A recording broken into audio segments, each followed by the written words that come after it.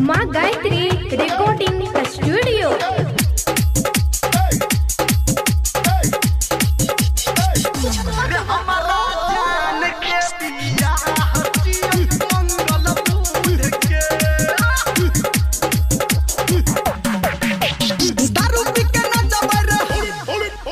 DJ पे हूँ मत बरे, दारू पी के नच बरे, डीजे पे हूँ मत बरे, सगुन बने सुना दही दूध के, दही दूध के, दही दूध के,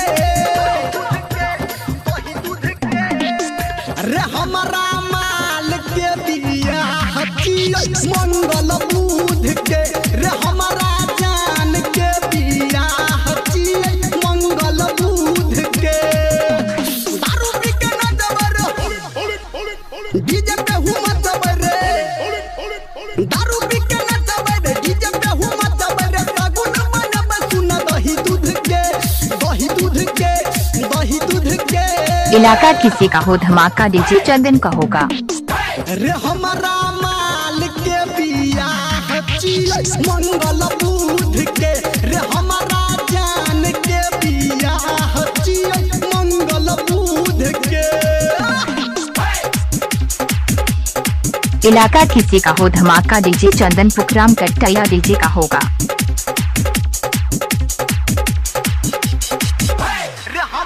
डीजे सुमित सतीश रेमा।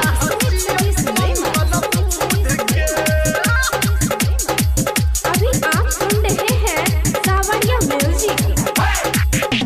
प्यार में धोखा मिलल हमारा, तू सब नहीं दिल लगई है रे, गोरे है गाल देख के यारबा, तू सब ने बाबू धधई है रे। चंदन प्रेमी का नाम तो सुना ही होगा।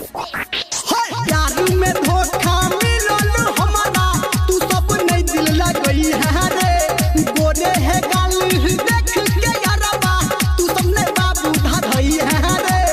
एले गड लाके हेले हट काटे, एले गड लाके हेले हट काटे, हमरा बजल के बुझ सुझ के, बुझ सुझ के, बुझ सुझ के। रे हमारा माल के बिया हकीय मंगल बुध के, रे हमारा जान के बिया हकीय मंगल बुध के। किस कुमार जी आपको भाई क्या नाम है? मेरा भाई का नाम है मुकेश चंदन विकास।